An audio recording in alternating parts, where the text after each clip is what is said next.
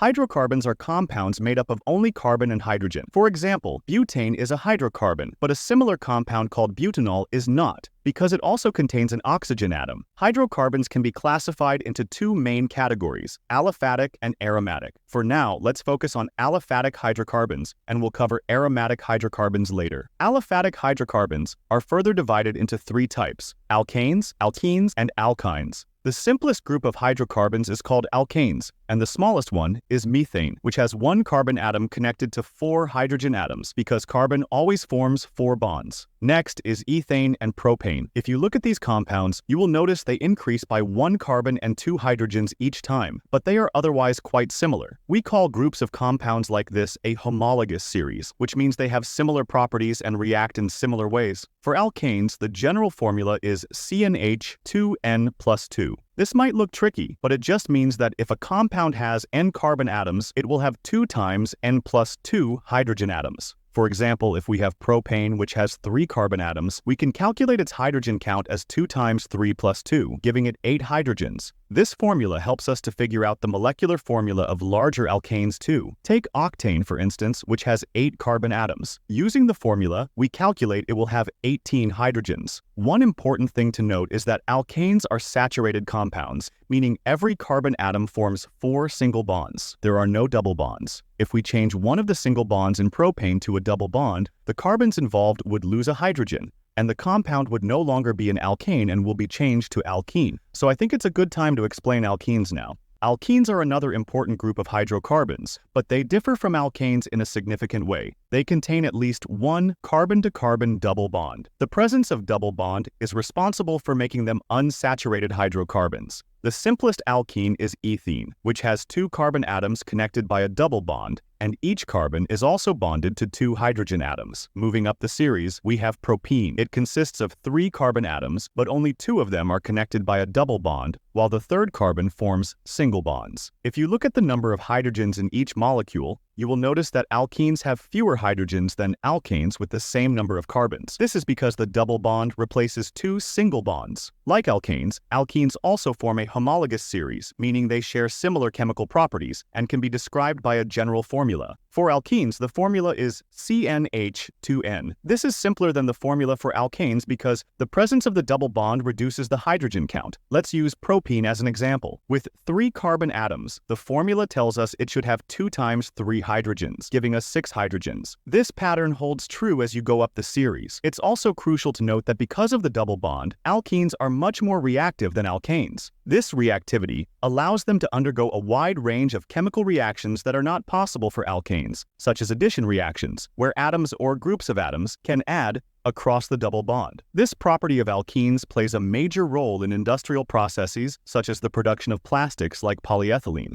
Now we can go to alkynes portion. Alkynes are another key class of hydrocarbons, but they are even more reactive than alkenes. The main feature that distinguishes alkynes is the presence of a carbon-to-carbon triple bond, which makes them unsaturated hydrocarbons like alkenes, but with an even higher level of unsaturation. The simplest alkyne is ethane, commonly known as acetylene, with the molecular formula C2H2. In ethene, 2 carbon atoms are joined by a triple bond, and each carbon is connected to a single hydrogen atom. As we move to the next alkyne, we get propyne, C3H4, which has 3 carbon atoms. Similar to alkenes, alkynes also form a homologous series, and their chemical behavior can be predicted using a general formula. For alkynes, the formula is CnH2n-2.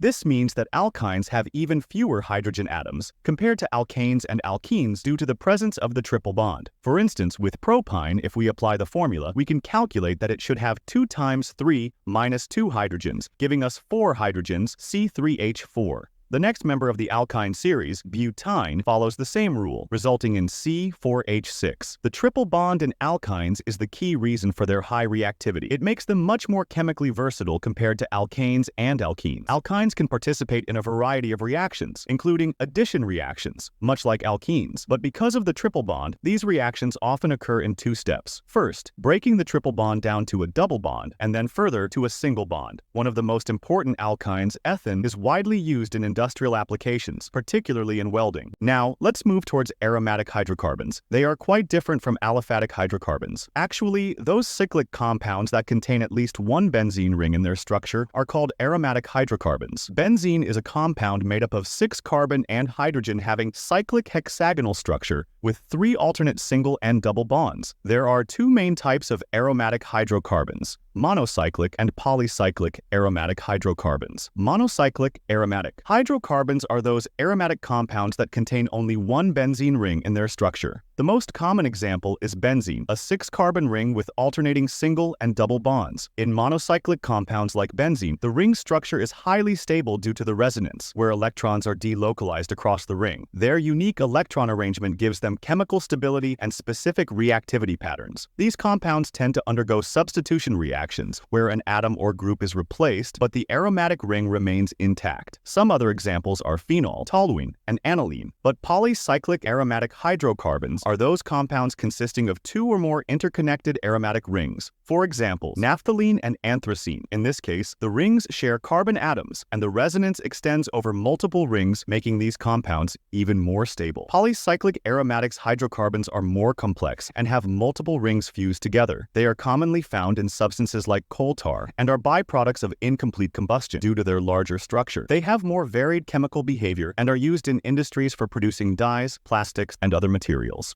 The reactivity of hydrocarbons depends on the type of bonds between the carbon atoms. It means that alkanes, alkenes, and alkynes, each type shows different reactivity due to the nature of their bonds. Alkanes mostly undergo combustion reactions, which means burning an oxygen to produce carbon dioxide and water, and also substitution reactions, where one hydrogen atom is replaced by another atom, like in halogenation, where a halogen like chlorine or bromine takes the place of a hydrogen atom. However, alkanes don't easily participate in other reactions because their single bonds are not very reactive. In some cases, we also say that the sigma bond in alkanes is inert, which means it is non-reactive. Alkenes, on the other hand, contain at least one double bond, and the main reactions that alkenes undergo are addition reactions, where the double bond is broken and atoms like hydrogen, halogens, or other groups are added to the carbon atoms. For example, in hydrogenation, hydrogen atoms are added, turning the alkene into an alkane. Alkenes can also react with halogens in halogenation reactions and with water in hydration reactions to form alcohols. Alkynes are even more reactive than alkenes. The triple bond in alkynes is very reactive because it can be broken in reactions that are similar to those seen in alkenes. Alkynes also undergo addition reactions, where the triple bond is broken and atoms are added to the carbons. Since alkynes have more bonds that can be broken, they can react in 2 steps, first breaking one bond to form a double bond, and then breaking the second bond to form a single bond. This makes alkynes even more reactive than alkenes. To sum up, the reactivity of hydrocarbons alkanes are the least reactive, showing mainly substitution and combustion reactions. Alkenes are more reactive, showing addition reactions due to their double bonds. Alkynes are the most reactive, with their triple bonds making them capable of multiple addition reactions. The overall order of reactivity is alkynes greater than alkenes greater than alkanes.